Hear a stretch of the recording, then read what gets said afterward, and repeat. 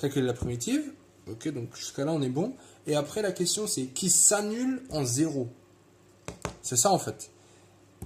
Qui s'annule en 0. Du coup, on va avoir une condition, donc une équation, et il va falloir justement résoudre pour trouver la constante. Ça marche? Alors, essaye de le faire une fois, donc je te le dis d'entrée de jeu, n'oublie pas la constante. Après, tu essaies tout simplement de remplacer. Une fois que tu as la primitive, tu remplaces, c'est-à-dire que tu vas remplacer, une fois que tu as grand F, tu remplaces grand F en 0, ouais, et après, tu dois choisir une valeur pour C, ta constante, telle que grand F de 0, justement, fasse 0. Allez, premier exercice, je te laisse les étapes de côté. À toi de jouer.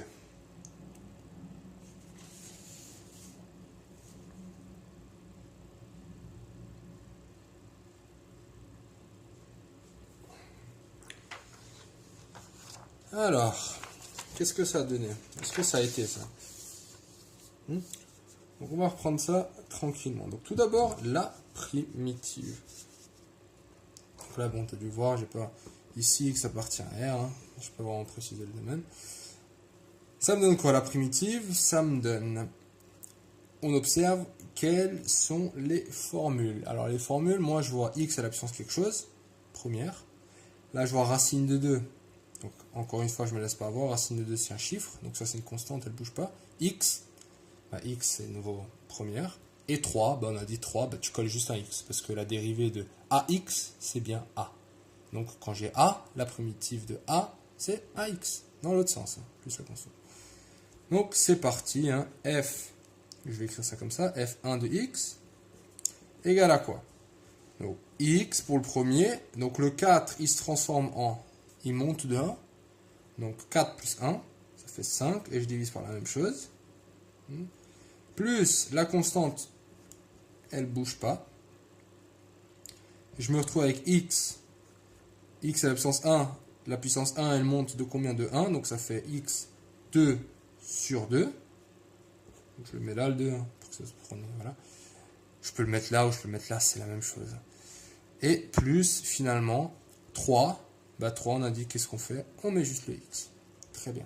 Et là maintenant on ne va pas oublier la constante. Donc j'appelle ça grand C. Et grand C appartient au réel. Donc ça c'est la première étape. Maintenant la deuxième étape c'est quoi? Cette primitive, hein, F1 de X, doit s'annuler en 0. Est-ce que ça a été? Donc ça tout simplement ce qu'on va faire, on va faire F1 de 0 égale à 0. C'est ça ce qu'on veut. Tu vois, elle s'annule en 0. On va résoudre ça. F1 de 0, ça fait combien? 0 à la puissance, bref, 0, hein, plus racine de 1 fois 0, plus 3 fois 0, donc ça fait 0, plus constante égale à 0. Donc, il reste constante et égale à 0. Donc, ma solution finale, c'est f1 de x est égal à x5 sur 5 plus racine de 2 sur 2x au carré, ouais, plus 3x. Très bien. Donc là, si tu avais oublié la constante, tu aurais eu la bonne réponse. Mais ça, c'est l'équation. Ça marche? Donc ça, c'était l'exercice 1. Donc exercice 2, rebelote, hein, on fait la même chose et on veut encore une fois une primitive qui s'annule en 0. Encore une fois, je répète, on détecte les formules avant de se lancer. À toi de jouer.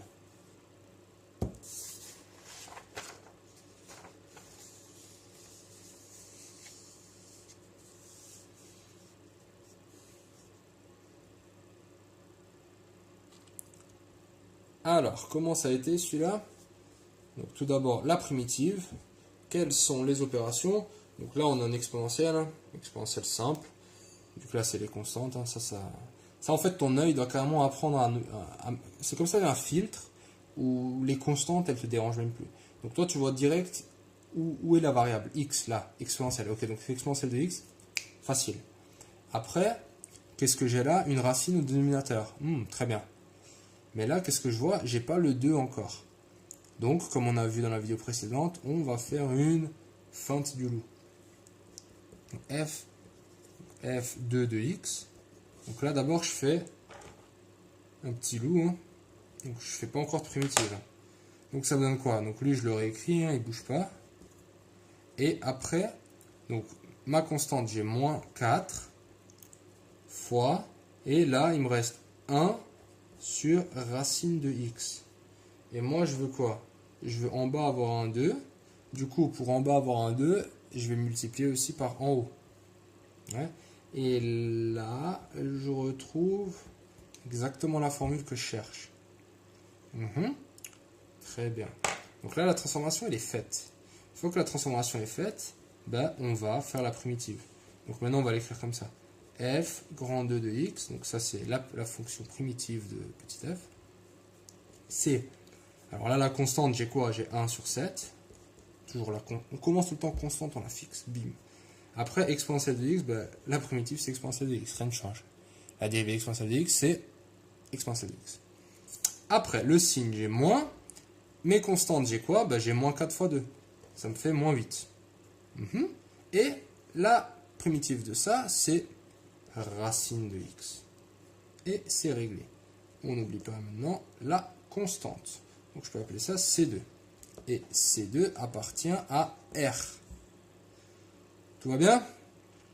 Très bien. Alors maintenant, la condition f, donc la primitive, s'annule en 0. Donc on va commencer par calculer f2 de 0. C'est quoi? C'est 1 sur 7, exponentielle de 0, moins 8 fois racine de 0. Racine de 0, ça fait 0, donc moins 0, plus C2. Et ça doit être égal à 0. Donc, ça me donne quoi? Exponentielle de 0, c'est égal à 1.